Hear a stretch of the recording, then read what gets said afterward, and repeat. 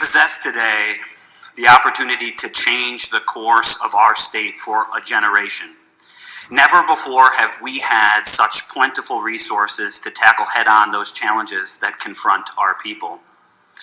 And that's going to be the true measure of our success today, the true measure of success of this budget, its impact.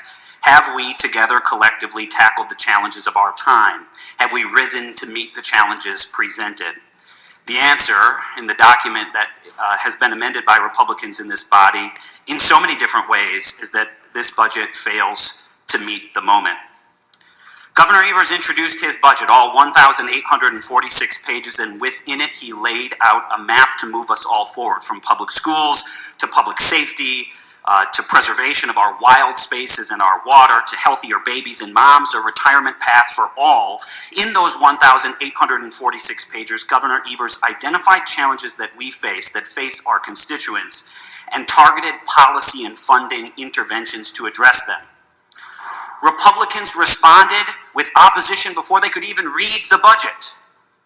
With blinders fixed to November of 22 or November of 2020 or November of 2018, the Republicans in this body have defined their victories by losses that they can deliver to Governor Evers. They define success by Governor Evers losing. Republicans today present a budget that misses the greatest opportunity in a generation to change the course of this state. And make no mistake, we must change course. There are storm clouds brewing in Wisconsin. And I say that because we're not growing fast enough.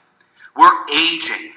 We aren't getting healthier. The poor are getting poorer, and the path up and out of poverty is further from reach. The ladder to prosperity is shakier now than it has been for generations. And if you pay attention in your districts, you can see it. In small towns, it is the yellow sign of a Dollar General store that has become the only grocery store for miles. Or the declining enrollment in the K-12 district. Young people leaving small towns and not returning, family farms consolidating or disappearing. And it's interesting in those rural parts of our state that the barometers of problems and challenges look the same that they do in small towns and big cities, eerily similar to the economic conditions of my district in Central City, Milwaukee. Disappearing commercial corridors, declining population, the brain drain, economic opportunity pushed away from core neighborhoods, once home to the industry that built the state of Wisconsin. And the suburbs, long defined by greater wealth and prosperity, are no means free from challenges either. Increased issues of addiction and mental illness are on the rise, housing affordability becoming further and further from reach, and local economies anchored by retail face an uncertain future. We are aging. Our median age is 39 and a half years old. It's up from last year and the year before that and the decade before that. As a larger percentage of our state leaves the workforce in the years ahead and enter retirement, greater pressure is placed on our health systems and on the structures that support the aging. Less people pay into the system, yet our need grows. And what will the next 2 years look like, or 10 or 20? What are we going to do now to alter that curve into the future? And make no mistake, Republicans and Democrats, we should be united in altering that curve. We've got to grow. We've got to catch up. Now, we're growing a little faster than Illinois, but we're growing slower than Iowa. Half the rate of Minnesota, the slowest growth decade in 100 years. And that will present problems into the future. And I hear my Republican colleagues stand up on the floor of this body and talk about debt at the federal level and punting problems or fiscal challenges to the kids and grandkids of Wisconsin. But our kids and grandkids have challenges too that are not being met by the opportunity that we have today in this budget. I've had a front row seat for this budget process on the Joint Committee on Finance, and it's an honor to serve on that committee. It is the pinnacle of legislative debate in the Wisconsin State Legislature, and we had some good debates over the last couple of months. But the process itself was really defined and guided by partisan politics, like I said. Republicans have lost their way, defining success by a loss of Governor Evers. And I want to go through a few of the missed opportunities and different policy areas where Republicans in other parts of this country are acting, yet Wisconsin Republicans fail to do so. And that partisanship, that handing the governor a defeat instead of acting, that theme and that through line that carried through the budget debate rings true when we look at these various issues. And this budget for me personally, not just as a legislator, but as a man, was defined by the birth of my son 5 weeks and 2 days ago. What a terrible time to have a kid in the middle of the budget debate on joint finance. Sorry, Gabi, it was a wonderful, amazing, beautiful thing, but it was a really stressful couple of weeks, and it still kind of is. But for the first time in my life, and in a life of great privilege and opportunity, I went through this process of the unknown, of the uncertain, of going into a hospital, of our life altering forever. And I'm so incredibly proud of how strong and wonderful and beautiful my wife is, and our little baby boy, Miguel, is amazing. And I have reflected over and over and over again about the missed opportunity, this beautiful experience that my wife and I have, that so many families in Wisconsin, they don't have that same experience, because the reality is, in the state of Wisconsin, we have among the most disparate health outcomes for moms and babies in the United States of America. It turns out that black moms and dads in Wisconsin and black babies in Wisconsin have some of the worst disparities in America. And so while my wife and I were planning for the future of our wonderful little baby boy and which law school he's going to go to and which assembly district he's going to run in, black families don't have that same conversation, because they're up at night talking about how they're just going to make it, how they're going to survive the pregnancy and postpartum period. So Governor Evers introduced a budget that had multiple different investments in maternal health and infant health. Healthy women, healthy babies, zeroed out. Doula services, zeroed out. Black women and infant health grants, zeroed out. Postpartum coverage on medical assistance. This one was a tough one. Republicans have extended it for 30 days. The Senate Republicans were willing to go the full 12 months that the governor had in his budget. The postpartum period, we often think about postpartum depression, but there are layers and layers of health problems, and not just mental health problems. It's a very vulnerable time for women. And if we extended Medicaid coverage for the full 12 months after a mom gives birth, we will help moms be healthier. And by helping moms, we help their babies. But Republicans would only go 30 days because it's a program named Medicaid. And once you spend months and months and months labeling something welfare and chastising poor people for having government-subsidized health care, then you can't, of course, invest in it, even if some of your members have bills to extend it the full 12 months. Obviously, Medicaid expansion was a missed opportunity in the healthcare realm. Maternal health doesn't just begin to be an issue at conception. Healthy women, before they get pregnant, impact the health of the pregnancy and the birth. Community health benefit grants, community health workers, food share, healthy eating grants, health equity grants. My God, the opportunities to put money on the street to make people healthier. When I say the measure of success of this budget will be its impact, it's not just about funding hospitals or nursing homes. It's about making people healthier, the people that we represent healthier. And we do that by investing in communities and in people. Preventative care, lead prevention, smoking and vaping prevention, spinal cord injury research, and my God, a year after COVID, communicable disease grants to local health departments so they're better positioned should we face another pandemic. And so I was thinking to myself, we've had all of these dozen different missed opportunities in healthcare alone. This must be a trend nationally for Republicans, but it's not. I looked recently, the state of Indiana, a deeply conservative state. Republicans in Indiana somehow get this. They have passed legislation to study and plan preventative health, cancer, mental health, tobacco prevention, lead exposure, obesity, high blood pressure, heart disease. And they've funded grants to community nonprofits to address these targeted disparities in their community. Why do Indiana Republicans get health care and preventative health and getting Indianans more healthy when Wisconsin Republicans can't understand it? All of these things in the realm of health care, missed opportunities, all of them possible with the unprecedented revenue that we had. All missed opportunities because of GOP action today. Today, we possess the opportunity to change the outcome for school kids across our state. And boy, did the Joint Finance Committee, again, this budget hear from school administrators, parents, and students around the state of Wisconsin. What is the #1 financing issue of every single school district in the state of Wisconsin? It is the rate of special education reimbursement from the state of Wisconsin to the local school district. The last budget, authored by Republicans in this chamber, fell short with funding 28 cents on the dollar. The governor put out a benchmark, 45 cents on the dollar, 50 cents on the dollar in the second year, but Republicans fell short of that benchmark. 30 cents on the dollar maybe in the second year of the biennium, though I bet we fall short of that too. There are demographic trends in our school districts that we need to address. English language learners, poverty weighting, 4K. My God, we couldn't even get the Republicans to fund school breakfast. College affordability, another education missed opportunity. Bucky's promise, making college affordable to kids that come from low middle income families. The impact that Bucky's promise could have to the next generation of learners would be incredible. And doing a little research, Republicans in North Carolina have a tuition promise. For 5 years, legislative Republicans have worked with their Democratic governor to create a North Carolina program just like Bucky's promise. Why do Republicans in North Carolina get the power of college education for those that come from low-income families, but Republicans in Wisconsin don't get it? All of these changes to K-12 and higher education are possible. They address real and serious challenges, and they won't go away until we commit to action. All missed opportunities with the Republican action today.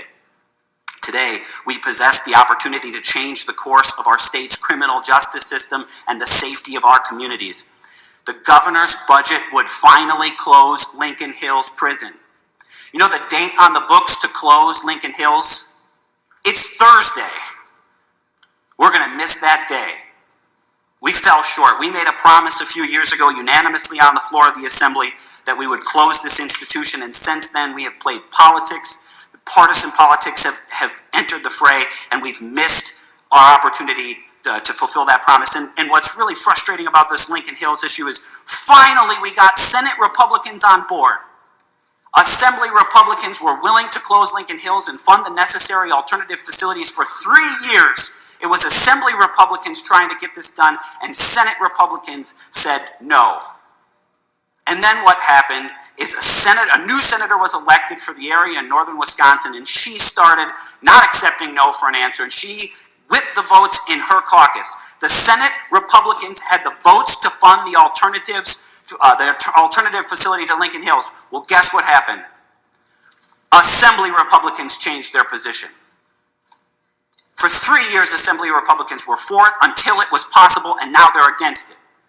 And all because Governor Tony Evers would get the credit for working on this issue, so they couldn't possibly be for it now. And I appreciate my colleague from the outskirts of Oshkosh and Winnebago County and the desire to do a bill together, but doing it now in this budget gives certainty, act faster.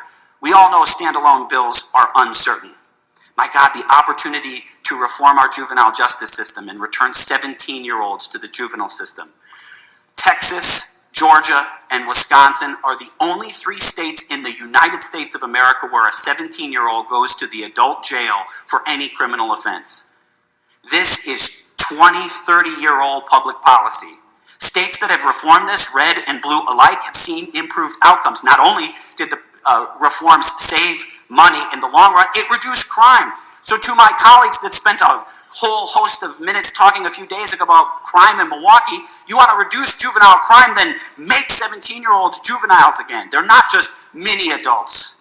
Reduce juvenile recidivism and stop putting people in prison for crimeless revocation. Invest in the earned release program. Double the TAD program and expand eligibility for people with mental illness in our community. What conservative states have adopted criminal justice reform? They are too many to mention. Louisiana, Texas, Oklahoma, Carolinas, Kentucky, Utah, etc., etc., etc. What do all of these Republicans across the country understand about criminal justice reform? Why can't Wisconsin Republicans get it? All of these changes are possible today in this document. They all address serious challenges that won't go away until we make our commitment to act. All missed opportunities based on Republican action today. We possess today in this document the opportunity to change the course of the state's rising housing costs and lack of affordable housing. This is an issue that every single one of us hear about that doesn't get enough attention in this body. The governor proposed $50 million in additional workforce housing grants, a first-time home buyer's tax-free savings plan, homelessness prevention dollars, and expanded state housing tax credit through WIDA. These provisions together would build thousands of new affordable units across the state. People are paying more and more and more, a larger portion of their income each year just to be housed. And in Wisconsin, in the month of January and February, you better have an apartment or a house. This is a serious challenge, and so I was looking around what conservative states have worked to expand availability of affordable housing. In Nebraska, not a liberal state, deeply conservative, this year passed an affordable housing bill requiring their cities to update and adopt affordable housing action plans, $10 million in workforce housing grants, grants to nonprofit organizations to rehab and build units in areas with unemployment rates higher than the state average. Why do Nebraska Republicans understand that now is the time to act on increased affordable housing? What is it about Wisconsin Republicans that they don't understand this issue? These housing initiatives are all possible today in this budget. Missed opportunities by the Republican legislators. We possess today in the four corners of this state budget the opportunity to change the course of our local units of government. For years, this legislative majority has refused to increase state aid through the shared revenue program to our villages, towns, cities, and counties. It is the state's primary local aid, and it has remained frozen despite local costs going up. That has forced property taxes to go up or services down. And the governor's budget not only did a 2% and a 2% annual increase to local governments, but gave local units of government the flexibility to raise local revenues as they see fit. Give us the power to control our own destiny. Milwaukee is one of the largest cities in the United States of America that does not have any kind of local option sales tax. Missouri allows St. Louis and Kansas City a different treatment. Pennsylvania, Pittsburgh, and Philly, Ohio, Cleveland, Columbus, and Cincy. What is it about Republicans in Missouri, Pennsylvania, and Ohio that they understand their largest metro areas are unique and you need a unique and independent tax structure? Why don't Republicans in Wisconsin understand? These local units of the investments in local units of government are all possible within the four corners of this budget, and again, missed opportunities. I started off by talking about that we need to grow. We need to be growing. We need to invest in the venture capital fund, business recovery. We need to raise the minimum wage. We need to fund public transit, not cut it. We need to fund arts, not at the minimum to receive federal funding. We need to invest in trails and pedestrian safety at the local level. And I was looking at Utah and Texas and Tennessee and South Carolina, all increasing funding for the arts. Utah allowing Salt Lake City to have a regional transit authority, and many states like Ohio having a dedicated trail, bike, and pedestrian caucus making improvements there. These are investments and amenities that attract people. These are the things that people want. And these are all missed opportunities in the Republican budget. And what we will hear today from Republicans is that improving the tax climate in the state of Wisconsin will attract people, that businesses will come, that individuals will come. The other day in Joint Finance, the gentle lady from the 31st talked about this, and she said that at the beginning in 2011, when the Republicans gained their majority, that they wanted to tackle the tax climate in the state of Wisconsin, and that by reducing the tax burden in the state of Wisconsin, that we would grow, that businesses would come here, that employees would want to come here. In the decade that Republicans have had control of this chamber, the exact opposite has happened. We're not growing. And if you take Dane County out of the equation, we're in real trouble. It hasn't worked. People vote with their feet. They're moving. They're not coming back. And At what point does the majority party take a look in the mirror and say it's not working? That is only possible when you break free of this idea that you define your victories by losses to Governor Tony Evers. Let it go. Get vaccinated for the Evers fever. Which member of the Republican caucus is going to put in the time and attention to come up with the next new idea? Mr. Speaker, when your party was elected the majority in 2011, you guys had 100 bills in 100 days. You came in with a flurry. You had an agenda, and you went, and I was against it. I wasn't in office. You helped inspire me to run. But you had an agenda. You had a vision. What is the Republican vision now? I mean, this is a bit rhetorical, but seriously, what is the Republican vision? You're going to talk about the tax cut. You had nothing to do with the surplus. It falls in your lap because Joe Biden has a historic recovery plan and Tony Evers has an effective vaccine distribution. Outside of the tax policies in this budget, what is the best new idea from legislative Republicans? What's the most novel thing in this budget that Republicans in this body came up with? What is the problem that you're going to solve, the new challenge that you are rising to meet right now in this moment? And yeah, you put more money in for hospitals or nursing homes or for transportation here or there, but what's the new idea? Where are you taking us? What's your vision? You have defined success comparing yourselves to Tony Evers. The public comments on this budget from Republicans has been, the governor of tax and spend liberal, it's a wish list, it's unrealistic, and everything since then has been what you did to his budget. At least he's got ideas, at least he's got a vision for where we need to go. Back to basics was the best you guys could come up with for the messaging on this budget.